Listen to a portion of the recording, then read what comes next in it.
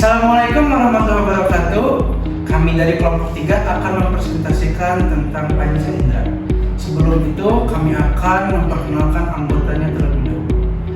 Baik, perkenalkan, nama saya Adam Bagas Ricardo dengan NPM 25074. Nama saya Abdullah Fahad dengan NPM 25070. Nama saya Jabarwati dengan NPM 25106. Nama saya Hanifah Duanisa dengan NPM 25077.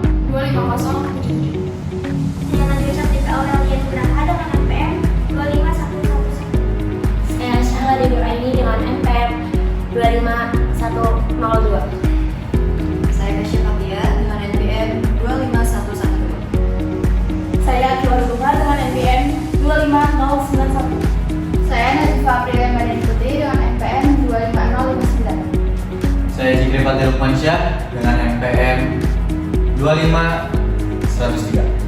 Saya Muhammad Haji dengan NPM 25075. Nah, teman-teman, tadi kita udah kenalan ya.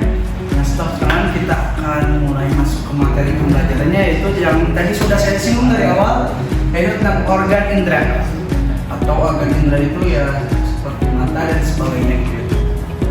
Tapi sebelum kita masuk ke materinya, kita akan refleksi dulu terlebih dahulu teman-teman. Atau kita akan kayak ngebayangin gitulah teman-teman. Coba kita pikirkan bareng-bareng gitu. Bareng-bareng kayak gimana ya?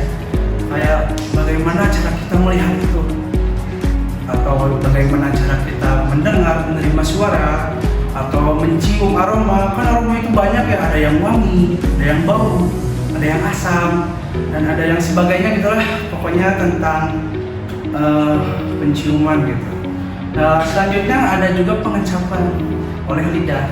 Lidah kita itu hebat teman-teman, bisa merasakan manis, asin, pahitnya. Tapi bukan pahitnya hidup ya, pahit rasa ini mah ya, pahit rasa. Nah, dari sini itu kita akan belajar tentang bagaimana indera kita itu mengolah hal tersebut teman-teman. Baik, kalau bisa. Nah, tujuan pembelajaran kita hari ini itu ada memahami struktur dan fungsi organ indera. Tapi selain kita memahami fungsi dan struktur organ indera, kita juga akan menjelaskan atau akan menyampaikan bagaimana cara tubuh kita itu menerima dan mengolah informasi dari sensorik dari rangsangan luar gitu. Jadi bukan hanya kita menjelaskan tentang bagaimana apa fungsi mata gitu atau struktur mata, tapi kita menjelaskan bagaimana cara kerja mata gitu ya teman-teman, dengan mengaitkan indera dengan mekanisme otak dan homeostasis. Baik, konsep dasar dari pembelajaran kita itu adalah memahami struktur fungsi sistem indera manusia. Tubuh menerima rangsangan dari lingkungan melalui organ indera, lalu mengubahnya menjadi sinyal yang diproses otak sehingga kita dapat melihat, mendengar, merasakan raba, mencium, mengencap dan sebagainya. Tapi untuk lebih jelasnya lagi, saya akan menyerahkan ke rekan-rekan saya untuk menjelaskan terkait mata, hidung, dan lain sebagainya. Di sini kami akan menjelaskan mengenai organ penglihatan, yaitu mata. Di sini saya akan menjelaskan prosesnya, sedangkan rekan saya akan menjelaskan strukturnya. Untuk mata sendiri, mata adalah organ penglihatan yang berfungsi menangkap cahaya dan mengubahnya menjadi impuls saraf agar otak dapat mengenali bentuk, warna, dan jarak suatu objek. Saya akan menjelaskan tentang struktur bola mata. Yang pertama ada tunica fibrosa. Tunica fibrosa yaitu lapisan pelindung terluar bola mata yang menjaga bentuk dan kekuatan mata. Tunica fibrosa dibagi menjadi dua, ada sklera dan kornea. Sklera itu bagian putih mata yang keras dan kuat, melindungi struktur dalam serta tempat melekatnya otot mata. Untuk yang kedua ada kornea, bagian bening di depan mata yang berfungsi membiaskan cahaya agar masuk ke dalam mata. Lalu proses yang pertama ada pembiasan cahaya. Ketika cahaya masuk ke dalam mata akan dibiaskan melalui kornea dan lensa mata. Untuk struktur yang kedua ada tunica vasculosa. Tunica vasculosa yaitu lapisan yang banyak mengandung pembuluh darah untuk memberi nutrisi pada mata. Tunica vasculosa itu terdiri dari dua, yaitu koroid dan iris. Koroid yaitu mengandung banyak pembuluh darah dan pigmen gelap untuk mencegah pantulan cahaya di dalam mata. Untuk iris itu bagian berwarna mata yang mengatur besar kecilnya pupil sehingga mengontrol jumlah cahaya yang masuk. Yang kedua adalah akomodasi lensa. Lensa dapat berubah bentuk untuk menyesuaikan cahaya yang masuk dalam retina. Untuk struktur yang ketiga yaitu tunika sensoria. Tunika sensoria yaitu lapisan paling dalam yang berfungsi menangkap rangsangan cahaya. Tunika sensoria dibagi menjadi ada retina. Retina itu mengandung sel fotoreseptor atau batang dan kerucut yang mengubah cahaya menjadi impuls saraf yang diteruskan ke otak melalui saraf optik. Yang terakhir ada transduksi cahaya impuls. Cahaya yang telah dipusat pada retina akan ditransmisikan kepada sel fotoreseptor. Setelah itu, sel fotoreseptor akan mengirimkan kepada sel neuron lainnya yang berada di dalam retina. Setelah itu, dikirimkan kepada impuls otak melalui saraf optik. Oke teman-teman, jadi saya dan teman saya akan menjelaskan tentang anatomi hidung. Tapi sebelum teman saya menjelaskan lebih lanjut, saya dulu akan menjelaskan tentang apa sih hidung itu secara umum. Hidung merupakan salah satu organ terpenting bagi tubuh teman-teman. Kenapa? Karena tidak ada hidung, kita tidak bisa menghirup udara, tidak bisa mencium udara, tidak bisa mencium bau, wangi, dan yang lainnya. Dan juga apa? Fun fact-nya, kita bisa berbicara dengan jelas karena ada hidung teman-teman. Gak percaya? Oke, saya buktikan. Kalau misalnya saya berbicara seperti ini, apakah jelas? Tidak, ya. Jadi hidung itu sangat penting teman-teman. Kedengeran nggak? Semoga kedengeran, oke? Nah, lanjut. Hidung juga itu merupakan menjadi saluran utama udara masuk dan keluar paru-paru teman-teman. Ya. Terus apa sih bedanya hidung sama mulut? Kan sama-sama bisa menghirup udara.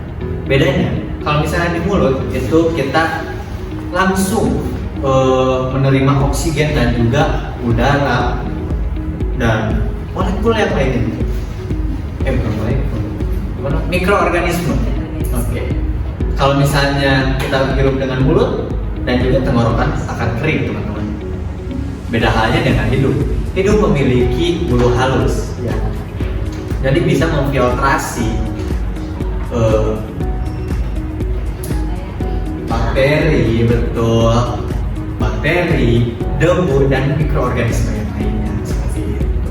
Dan juga hidung memiliki penghangatan atau kelembapan udara kali per darah dan hadir menjaga suhu serta kelembapan udara yang masuk gitu. Nah, terus kenapa sih kita bisa mencium bau? Karena reseptor olfaktorius mendeteksi aroma dan mengirim sinyal ke otak seperti itu. Ya, sekarang bisa dijelaskan sama partner saya yang cantik ini teman-teman. Oke, jadi kita akan lanjut lagi ya untuk diskusinya. Kira-kira teman-teman sekalian tahu gak sih kenapa ya kita itu bisa mencium bau? Kenapa ya? Jadi di dalam hidung itu terdapat satu reseptor yang namanya adalah bulbus olfaktorius. Jadi bulbus olfaktorius ini berfungsi sebagai reseptor di mana dia bisa menerima stimulus. Kira-kira stimulus kalau dalam hidung apa ya? Apa? Iya, betul sekali Kak. Jawabannya adalah bau. Jadi bau itu adalah partikel-partikel atau molekul-molekul kecil yang berterbangan di sekitaran udara. Dan itu pasti ada di sekitaran kita guys. Makanya kalau misalnya kita lagi bernafas nih ya Kak, kan suka ada bau yang suka ikut masuk ya? Ya, betul. Kan? Nah, itu tuh terjadi karena si molekul-molekulnya ini ikut masuk nih ke dalam rongga hidung kita atau sistem pernafasan kita. Nah, tadi kan Kakak udah sempat singgung nih ya, kalau misalnya di rongga hidung itu terdapat bulu halus kan? Betul. Nah, selain tadi fungsinya sebagai filtrasi, jadi bulu halusnya ini juga sebagai reseptor. Kenapa nih bisa? Jadi di dalam hidup itu kan kita suka menemukan lendir ya Kak? Ya, betul. Nah, lendirnya ini berfungsi sebagai media, jadi untuk menangkap si molekul-molekul yang setelah kita hirup di Kak. Nah, setelah jadi lendir itu akan disalurkan ke dalam bulbus olfaktorius. Ini adalah reseptornya yang tadi saya sebut bilang gitu. Nah, setelah dari reseptor kita akan berpindah nih, si bulbus olfaktorius ini akan mengirimkan sinyal ke otak, Kak. Oh gitu. Iya. Nah, lebih tepatnya ke otak bagian amigdala. Kenapa tuh? Kenapa? Di amigdala itu ada apa sih, Kak? Ada apa sih? Jadi di otak bagian amigdala itu kita bisa memproduksi atau seperti kayak hormon atau itu kayak merasa senang, sedih, bahagia ya kayak gitu, Pak. Oh gitu. So that's why kalau misalnya kita mencium aroma atau bau-bau yang sedap, wangi, kan kita bakal seneng ya? Ya betul. Nah, sedangkan kalau misalnya kita mencium aroma yang enak nih, mungkin kita bakal merasa apa, Kak? Bau dan pikir saja. Organ indera selanjutnya ada yang disebut dengan kulit, yang mana kulit ini sebagai indera peraba dan juga pelindung. Di dalam kulit itu terdiri dari beberapa lapisan, ada yang namanya lapisan epidermis dan juga dermis, dan yang terakhir ada yang namanya lapisan hipodermis. Baik, lapisan yang pertama adalah lapisan epidermis, yang mana lapisan epidermis ini adalah lapisan kulit paling terluar dan tipis, tidak mengandung pembuluh darah, namun lapisan ini terus-menerus mengalami regenerasi dengan membentuk sel-sel kulit baru. Lapisan epidermis ini terletak di bagian atas, yang mana lapisan epidermis ini mempunyai fungsi salah satunya yaitu melindungi tubuh dari kuman, zat kimia atau bahan-bahan kimia, dan sinar matahari. Kemudian lapisan yang kedua dari kulit adalah dermis, atau disebut papiler dan retikular. Di dalam lapisan kulit ini, dermis terletak di bagian tengah. Nah, di dalam dermis ini ciri-cirinya lebih besar atau lebih tebal dari epidermis, yang dimana lapisan ini mengandung pembuluh darah, saraf, kelenjar minyak, kelenjar keringat, dan juga folikel rambut. Di dalam dermis ini terdiri dari dua bagian. Yang pertama lapisan papiler atau bagian atas dari dermis. Kemudian yang kedua yaitu lapisan retikuler yang berada pada bagian bawah dermis. Dan yang ketiga adalah hipodermis. Hipodermis ini adalah lapisan terdalam kulit yang tersusun dari jaringan lemak dan jaringan ikat longgar. Lapisan hipodermis ini terletak di bawah dermis, lapisan dermis, yang mempunyai fungsi salah satunya yaitu menyimpan cadangan energi dalam bentuk lemak. Kemudian di dalam kulit itu ada yang namanya istilah reseptor sentuh. Nah, dalam reseptor sentuh ini pada kulit terbagi menjadi 5 bagian. Pertama ada Meissner, yang kedua ada Pacini, yang ketiga ada Ruffini, yang keempat ada Krause, dan yang kelima ada yang namanya Merkel. Dan yang pertama adalah Messinger, berfungsi sebagai sentuhan halus, yang mana terletak di bagian dermis bagian atas. Kemudian yang kedua ada Pacini, yang mana fungsinya untuk tekanan kuat dan juga getaran. Nah, Pacini ini terdapat di bagian dermis bagian dalam atau di bagian hipodermis. Dan yang ketiga adalah Ruffini. Ruffini berfungsi sebagai genggam kulit, terletak di bagian dermis bagian dalam atau hipodermis. Kemudian yang keempat ada yang namanya Krause, yang mana Krause ini sebagai rangsangan dingin terletak di bagian dermis bagian atas. Dan yang terakhir adalah Merkel, berfungsi sebagai tekanan berkelanjutan yang terletak di bagian epidermis bagian bawah atau stratum basale. Oke teman-teman, di sini saya dan rekan saya akan melanjutkan presentasi rekan kita sebelumnya. Di sini saya dan rekan saya akan mempresentasikan tentang salah satu organ panca indera, yaitu tentang telinga. Nah, telinga itu manfaatnya apa sih? Nah, itu telinga itu manfaatnya atau fungsinya gitu ya. Telinga itu berfungsi sebagai alat pendengaran dan keseimbangan tubuh. Nah, maksud dari keseimbangan tubuh itu apa? Yaitu dengan cara mendeteksi posisi dan gerakan kepala agar tubuh itu tetap stabil. Nah, terus telinga itu terdapat 3 bagian teman-teman, yaitu ada telinga bagian luar yang terdiri dari saluran telinga dan daun telinga yang berfungsi sebagai menangkap getaran suara. Nah, terus yang kedua itu ada telinga dalam. Telinga dalam ini terdapat cochlea dan vestibula, yaitu mengubah getaran suara menjadi impuls serap. Oh ya teman-teman, telinga juga punya tulang loh.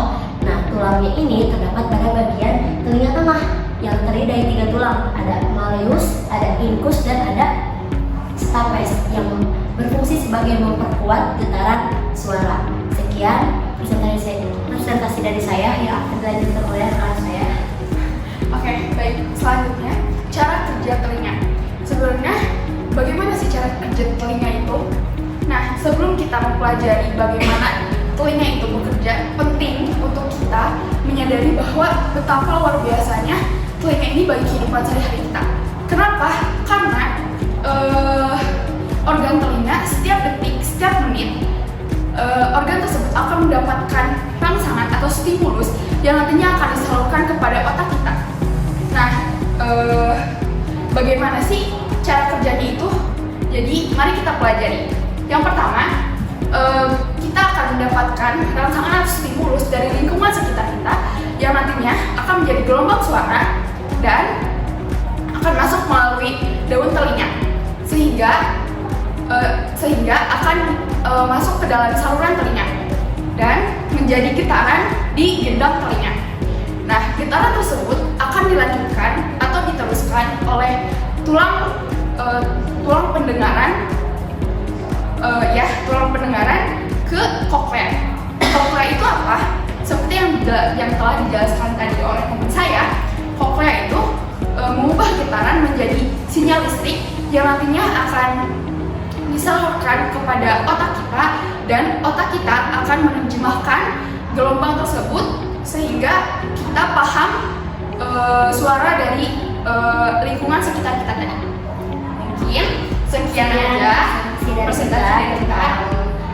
Organ panca indera yaitu telinga yang akan dilanjut oleh rekan saya selanjutnya. Di sini kami akan menjelaskan tentang Indera pengecapan. Dalam indera pengecapan itu berfungsi sebagai pengenal rasa, entah itu dari makanan ataupun minuman, melalui reseptor yang ada di lidah. Dalam lidah sendiri itu ada benjolan kecil yang bernama papila. Papila itu terbagi menjadi 3. Di antaranya yaitu ada circumvallate papillae yang dimana itu tuh terbentuk atau terletak di bagian belakang lidah membentuk V yang terbalik. Nah, papila ini memiliki 100 sampai 300 kuncup pengecap. Selanjutnya ada fungiform papillae. Nah, ini tuh berbentuk menyerupai jamur dan tersebar di bagian seluruh lidah. Yang terakhir itu ada foliate papillae, terletak di pinggir lidah dan berfungsi untuk meningkatkan gesekan antara lidah dan makanan. Dalam lidah itu terdapat 5 dasar rasa yang bisa kita kecap. Yang pertama itu ada rasa manis, berasal dari gula dan bagiannya itu di bagian ujung lidah. Kemudian ada rasa asin, itu disebabkan oleh garam, dan rasa pengecapannya itu bisa kita rasakan di bagian kedua sisi lidah depan. Terus kemudian ada rasa asam. Nah, rasa asam itu berasal dari ion hidrogen. Mungkin contohnya seperti cuka. Nah, itu yang bisa kita dapat rasakan itu di bagian kedua sisi bagian tengah. Kemudian ada rasa pahit, itu berasal dari kafein atau peanut yang dapat kita rasakan di bagian belakang lidah. Kemudian terakhir ada rasa gurih yang dapat kita rasakan itu di seluruh bagian lidah. proses pengecapan ini melalui zat rasa yang larut dalam pori pengecap, kemudian menimbulkan beban listrik pada sel reseptor, lalu menghasilkan impuls saraf. Impuls itu diteruskan melalui saraf facialis, glossopharyngeal dan vagus menuju ke medula oblongata. Dari medula oblongata itu diteruskan lagi menuju ke talamus dan korteks otak. Nah, di talamus dan korteks otak itu tempat rasa itu diinterpretasikan. Kemudian itu ada ambang kepekaan tiap rasa itu berbeda-beda. Jadi pada yang pertama itu ada rasa pahit itu yang paling sensitif, sedangkan rasa asin, gurih, manis, dan asam itu membutuhkan konsentrasi yang lebih tinggi. Terus proses pengucapan juga itu dipengaruhi oleh penciuman dan kondisi emosional dalam tubuh kita. Jadi setiap rasa yang dihasilkan itu bisa berubah tergantung situasi dan kondisi. Nah, sistem pengucapan ini merupakan kerjasama antara lidah, air liur, dan sistem saraf yang memungkinkan kita untuk mengenali dan merasakan berbagai rasa tiap makanan ataupun minuman yang masuk dalam tubuh kita. Baik teman-teman, gak kerasa ya udah ada di penghujung lagi di bagian kesimpulan. Jadi dapat disimpulkan dari rekan-rekan saya menjelaskan tadi secara detail ya teman-teman. Ya semoga cukup detail. Mungkin saya akan menyimpulkan bahwa indera kita itu menerima rangsangan dari luar. Jadi diterima oleh reseptor, diantarkan ke otak, kemudian diterjemahkan oleh otak menjadi suatu sensasi seperti melihat, mendengar, mencium, ataupun merasakan kayak meraba ataupun rasa gitu, rasa yang mengikat di lidah ya teman-teman. Lalu dapat disimpulkan juga fungsi dari indera itu ada dua teman-teman di sini. Ada fungsi secara biologis dan fungsi secara spiritual. Yang mana fungsi secara biologis yang sudah tadi teman-teman saya sampaikan. Sedangkan secara fungsi spiritual sendiri yaitu sarana untuk mendekatkan diri kita kepada Allah. Karena pada dasarnya kita bisa tafakur, kita bisa berpikir karena adanya indera. Kita melihat Allah, kita melihat penciptaan Allah yang sangat hebat. Mungkin cukup sekian dari kelompok kami, kelompok 3. Mohon maaf bila ada kesalahan dalam segi penyampaian atau informasi yang kita berikan karena kita masih dalam tahap pembelajaran. Wassalamualaikum warahmatullahi wabarakatuh. Dadah.